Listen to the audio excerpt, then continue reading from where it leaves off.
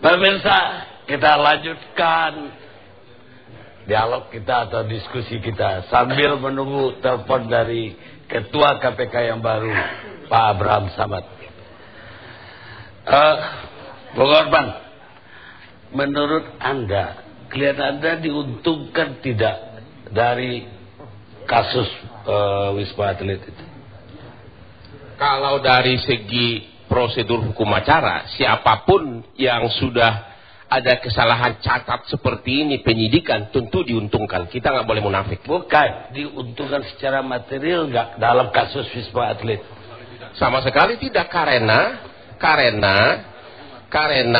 tidak di dalam BAP siapapun. Saya sudah seluruh periksa berkas perkara, tidak ada aliran uang dari satu saksi pun ke tangannya.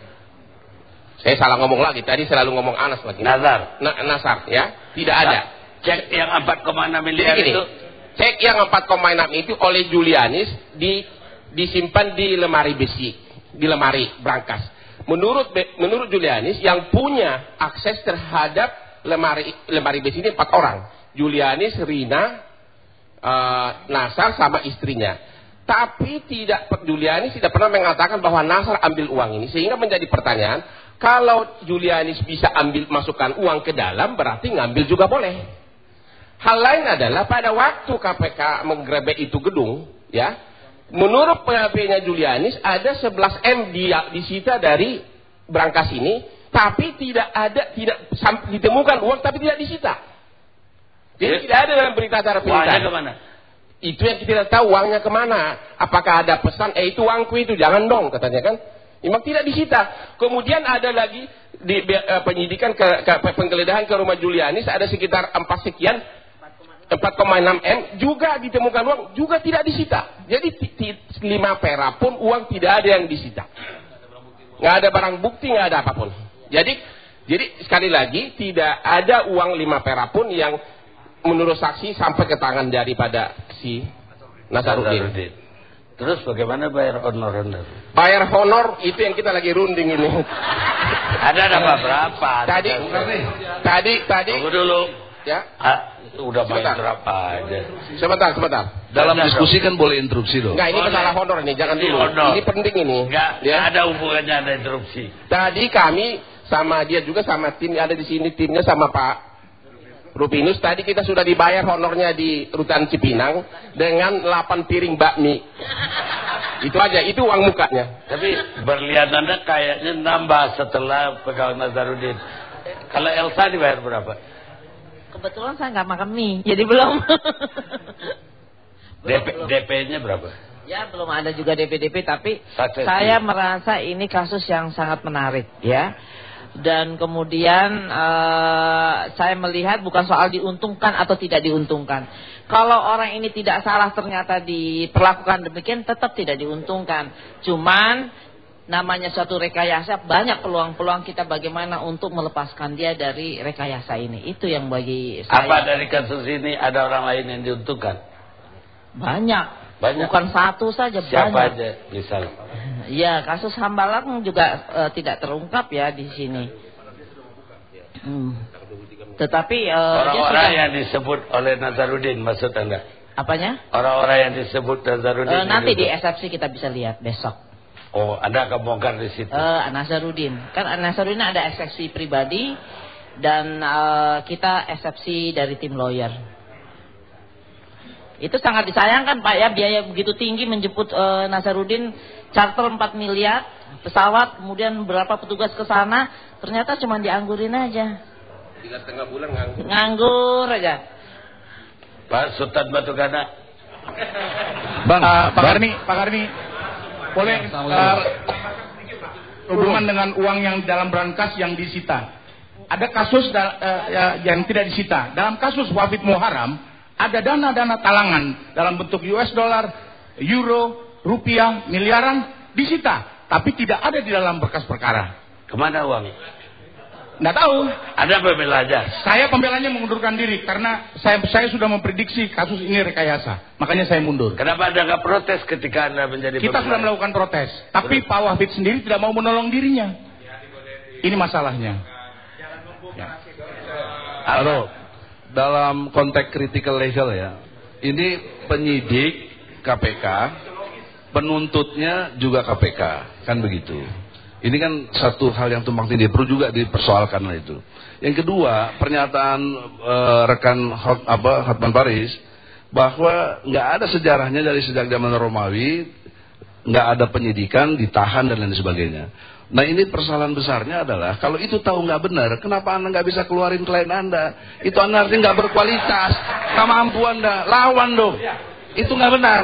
Terus yang ketiga, ya Anda tadi ditanya dibayar berapa? Informasi yang saya terima, Anda tuh minta-minta jadi kasus ini yang artinya tidak mau dibayar gitu loh. Jadi Anda tuh cuma minta-minta untuk bisa nangani kasus ini, tapi tidak dibayar. Makanya Anda belum dibayar sampai sekarang karena memang Anda nggak bisa bayaran gitu loh.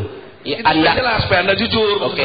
Kalau Anda itu memfitnah begitu, itu hak Anda. Bukan fitnah, informasi yang saya terima. Kalau nggak benar, klarifikasi. Memang semua lawyer ingin menjadi lawyer. Ini adalah the dream case, termasuk Anda ingin memang. Itu kita jangan munafik deh.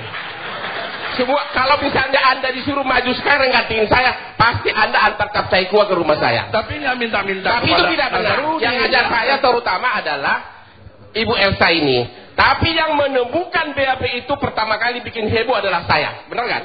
Saya mengatakan ini tidak benar. Karena memang maaf mas, saya terlalu banyak di kepailitan memang. Jadi baru 3 minggu lalu saya sempat baca, walaupun saya sudah dituntut 1,5 bulan. 1,5 bulan saya sudah dituntut, tapi saya cuek mas. Berarti kan gak kepengen. Itu realita kan? BAP pun ke KPK saya tidak pernah ikut, benar kan? Karena saya sibuk bersidang di tempat lain. Saya kira sudah terjawab. Nih, Pak Sutabagut Tugana sih.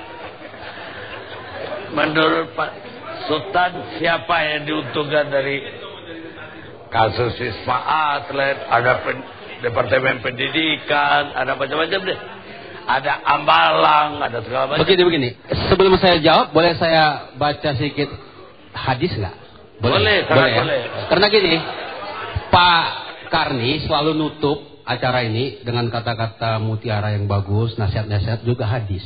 Supaya ini bernas barang nih, kita mainkan dulu hadis. Mainkan barang tuh Pak. Bismillahirrahmanirrahim. Hadis Nabi ini. Abu Hurairah radhiyallahu anhu berkata bahwa Rasulullah SAW bersabda, sesungguhnya Allah Ta'ala meridhoi 3 perkara darimu dan membenci 3 perkara darimu. Allah ridho apabila kalian menyembahnya tanpa mempersekutukannya dengan apapun. Itu yang pertama. Kedua, kalian berpegang teguh dengan agama Allah. Ketiga, dan kalian tidak berpecah belah. Tadi hampir berpecah belah barang itu kan. Allah membenci. Catat Pak Karni, ya. Pertama, penyebaran isu yang tidak benar. Pertama itu. Kedua, Allah membenci banyak bertanya yang tidak berguna. Hadis loh ya. Kedua, dan Allah membenci kalau kita menghambur-hamburkan harta. Hadis riwayat Muslim. Saya bukan nyindir Bapak, bukan nakut-nakuti, supaya ketir sedikit aja. Apa yang mau ditegaskan? Ya? Yang mau ditegaskan. Maksud saya mau tegaskan, mudah-mudahan acara ini tidak ada dusta di antara kita. Itu pertama. Ya, katakanlah sejujurnya. Jangan dipolitisasi hanya menginginkan sesuatu. Pengacara berbondong-bondong datang ke Najarudin, wajar. Kenapa? Ini bukan lagi gula, madu. Ya, hampir masuk barang nih kan? Ya.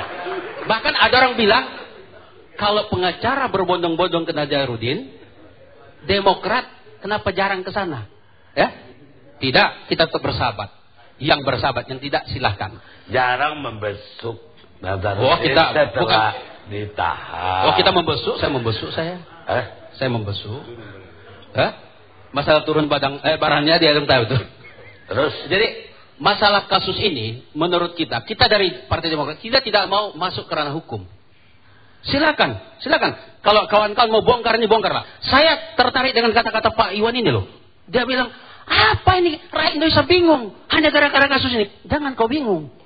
Apa yang kau bingung pula? Ada pengacara, ada KPK, ada yang nuntut semua. Kok kau bingung? Aneh kau. Nah, ini ada juga dengan kawan-kawannya ini juga.